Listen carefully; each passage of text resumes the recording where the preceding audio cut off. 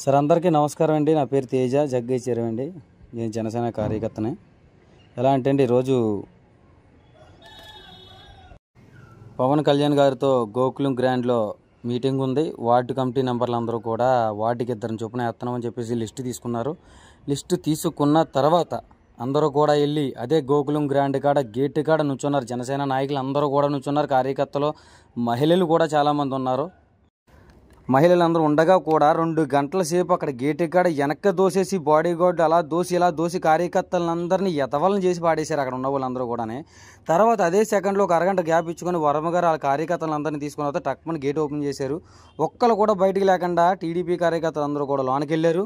అలా అయినప్పుడు ఫస్ట్ నుంచి గ్రౌండ్ వర్క్ చేసి బైక్ ర్యాలీలకు వచ్చి మీటింగులకు వచ్చి అలా వచ్చిన వాళ్ళందరూ ఇప్పుడు ఏమైపోయారండి నాకు అర్థం లేదు.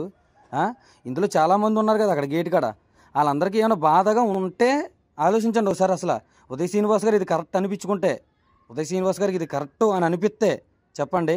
లేకపోతే ఎవరికి ఏ మీటింగ్ లేదని చెప్పుకోవాలండి.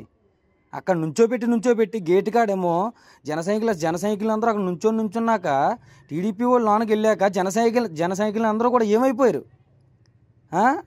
ఎదవల కింద లెక్క అండి. పోలే ఎవరో కూడా నాకు లేదు, నేను ఎదవ కింద లెక్క మామూలుగాని.